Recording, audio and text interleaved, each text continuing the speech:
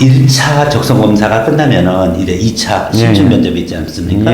심층 면접도 기초반과 심화반이 다르게 면접 보나요? 아마 내용은 동일할 거예요. 네. 아무래도 이제 심화반은 면접 내용도 다르다.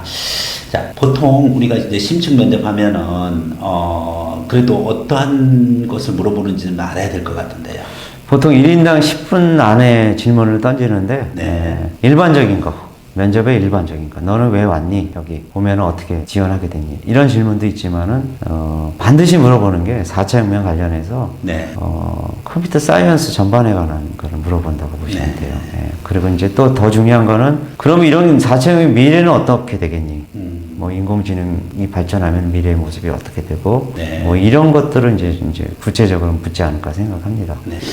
지금까지는 개론적인 거였는데 지금은 그러면 이 기술들이 미래 사회를 어떻게 바꿀 뭐 이런 거 질문을 중점적으로 하지 않을까 생각합니다. 약간 좀 생각을 요하는 문제들이네요. 예를 들어서 이제 이런 문제도 나왔어요. 자율주행차가 일반화되면은 이제 앞에 엄마가 막 손을 흔들어요. 근데 고장 났어. 브레이크가 안 들어. 그럼 옆에는 낭떠러지야. 그럼 어떻게 선택할까? 뭐 이런 등등 이런 문제들이 이제 있어요. 일단 이제 딜레마나 어떤 위기 상황에서 그렇죠. 의사결정, 인간의 능력 뭐 이렇게 또 연결되어질 수도 있을 것 같은데. 그 기출문제 또 학생들 와서 피드백 해주는 거 보면은 특히 이제 4차 산업혁명을 확실히 많이 물어보는 것 같아요. 그러니까 이 기회에 꼭 시험 대비도 중요하지만은 이 4차 혁명이 미래에 어떻게 변하고 그럼 나는 어떻게 행동을 하고 뭘 배워야 되는지를 명확하게 이제 알게 되는 계기가 될 거예요. 그래서 4차 산업혁명 기술 형태, 다양한 기술 형태 얘기해봐라면은 학생들 열거는 좀 잘해요. 예를 들어서 뭐 AI, IoT, 그렇죠. 뭐 빅데이터, 자율주행차, 자율주행, 그 다음에 드론, 그리고 또 심지어 AR 뭐 다 얘기를 하는데 그 다음에 그 기술 형태를 간단하게 소개하고 그것이 우리 미래의 삶을 어떻게 바꿀지 얘기해 보세요. 그리고 학생은 어떻게 대비할 것인가. 그게 그렇죠. 그 다음에 이제 어려워지는 것 같아요. 오히려 이제 기술은 자기가 공부를 해가지고서 어느 정도 알고 있는 학생들도 있고 그런 부분인데 그래서 좀 사고 부분 것을 요구한다. 논리와 사고를 요구하는 것이 심층 면접이다. 이런 차원에서 1단계 적성 검사가 끝나고서 이제 면접을 보는데 내용적으로 보니까 1단계 적성 검사 봤던 거를 일부 활용해가지고 교수님께 또 물어본다고 하더라고요. 그래서 그 부분들 거 유의해서 여러분. 그리고 이제 간혹 가다가 이제 C 언어 뭐 이렇게 구체적인 언어에 아주 특별한 부분을 물어봐요. 또. 그게 물어보는 학생들도 있고 안 물어보는 학생들이 있는데 아마도 그 심화반 학생들한테 반드시 물어보는 것 같아요.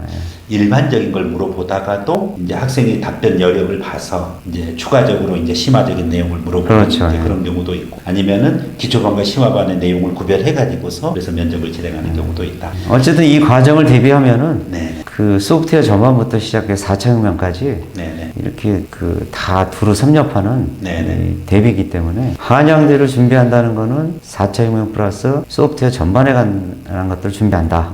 그래서 이게 표준이 될 수밖에 없다. 한양대 소프트웨어 영재원이 전체 소프트웨어 영재원 대비의 표준이다. 표준 모델인 것 같아요.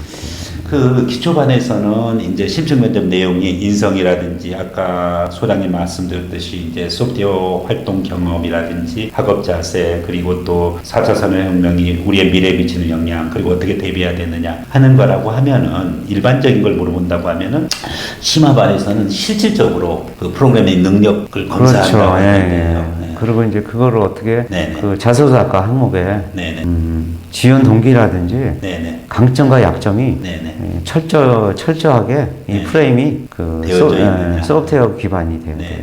그래야지 그 응시자가 엄청나게 이번에도 많을 거로 예상을 하는데 결국은 이제 기초반 학생들에게 물어보는 건 있고 심화반에서도 그 내용을 물어보는데 심화반에서는 거기에다가 추가로 1시간 동안 무조건 프로그래밍 시험 자체를 코드 시험을 보죠. 그 일반적으로 이제 프로그래밍을 볼 때 그때 이제 뭐 흔히 보통 C랑 파이썬 기준으로 이렇게 하겠죠? 근데 C를 많이 물어본다고. C를. 결국은 전체적으로 정리를 하자면은 1차 일단은 적성 검사를 통과해야 되고요. 그 이전에 물론 자소서랑 서류 준비 부모님들이 잘 챙겨서 이제 등록하고 제출해 주셔야 되고요. 1차 학생이 이제 적성 검사를 통과했었을 때 그리고 이제 2차 면접이 심화과정과 기본과정이 나뉘어져 있다. 심화과정에서는 프로그램 및 실질적으로 하는 프로그램까지 포함되어 있다. 이렇게 이해를 하시면 되겠습니다. 전체적으로 한양대학교 소프트웨어 영재 오늘 준비하는 데 있어서 종합적으로 부모님들이 좀 유의해야 될 거, 그리고 학생들이 준비해야 될 거 얘기해 주시면은요. 내 학생은, 내 자식은 이제 여러 가지 이제 소프트웨어 대회에서 상을 많이 탔다. 그래서 상을 나열하고, 그래서 내 애는 잘났으니까 뽑아달라. 네. 이런 거는 제가 볼 때는 바람직스럽지 바람직스럽지 않고요. 중요한 거는 내가 이 대회를 통해서 어떻게 세상을 바꾸고 또 어떻게 나의 강점과 약점을 살려서 사회에 기여하겠다. 이런 어떤 향기가 나는 자소서가 필요한 거지. 네. 그냥 스펙만 아이라는 거는 아닌 것 같습니다. 또 그런 학생들이 또 의외로 떨어져요. 또 네. 보면은 실적이 있는데. 네, 실적이 있는데도 불구하고 떨어집니다. 그 학생은 만들어졌다고 생각을 하는 거죠. 네. 그래서 실적이 많더라도 좀 이렇게 이제 좀 약간 향기가 날 수 있도록 그 부분은 자제하면서 써도 네. 심사위원들은 충분히 압니다. 이 학생 실력이 있다는 거. 굳이 이렇게 티낼 필요 없다는 거. 자소서는 자기의 개성이 드러나도록 그렇게 이제 작성해달라. 네. 이런 소장님의 말씀이었습니다. 적성검사랑 심층면접 대비 좀 더 요약해서 말씀해 주시면요. 적성검사랑 심층 대비는 IQ 테스트가 아니고요. 누구나 이제 준비하면 할 수 있는 부분이고, 그 다음에 이제 심층 면접 같은 경우는 좀 학습이 필요하다.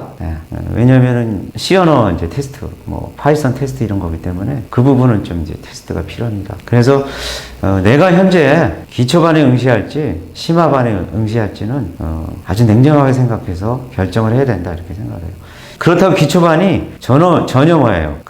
프로그램 언어에 대한 걸 몰라도 된다 이런 건 아니에요. 지금 이제 한양대 같은 경우는 지금 여러 번 이제 시험을 거치면서 프로그램을 어느 정도 할 줄 아는 애들을 뽑는 건 기본입니다. 지금은. 초창기 땐 그러지 않았어요. 근데 지금은 그렇게 바뀌어가고 있다는 거. 그래서 기초반이나 심화반이나 프로그램 전반에 관한 어떤 그런 실력도 좀 필요합니다. 단지 이제 정도의 차이에 따라서 내가 지원을 결정해야 된다. 이 점을 제가 꼭 말씀드리고 싶습니다. 네, 한양대학교 소프트웨어 영재원에 대해서 넥스코딩의 최장혁 소장님과 함께했습니다. 네, 소장님 감사합니다. 예, 감사합니다.